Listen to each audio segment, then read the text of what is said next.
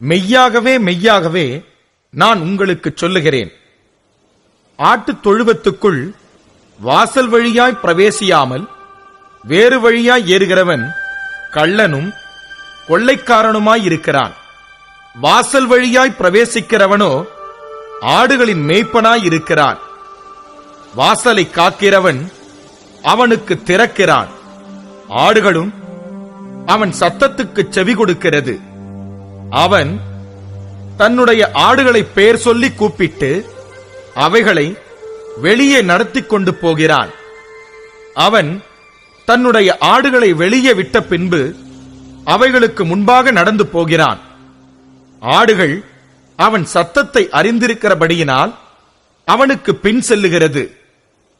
அந்நியருடைய சத்தத்தை அறியாதபடியினால் அவைகள் அந்நியனுக்கு பின் செல்லாமல் அவனை விட்டோடிப்போம் என்றார்.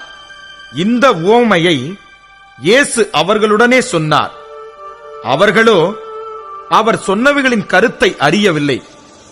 ஆதலால் இயேசு மறுபடியும் அவர்களை நோக்கி, நானே ஆடுகளுக்கு வாசல் என்று மெய்யாகவே மெய்யாகவே உங்களுக்கு சொல்லுகிறேன்.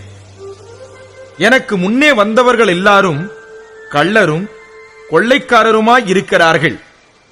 ஆடுகள் அவர்களுக்கு செவி கொடுக்கவில்லை.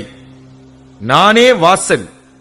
என் வழியாய் ஒருவன் உட்பிரவேசித்தால் அவன் ரட்சிக்கப்படுவான். அவன் உள்ளும் புறம்பும் சென்று மேய்ச்சலை கண்டடைவான்.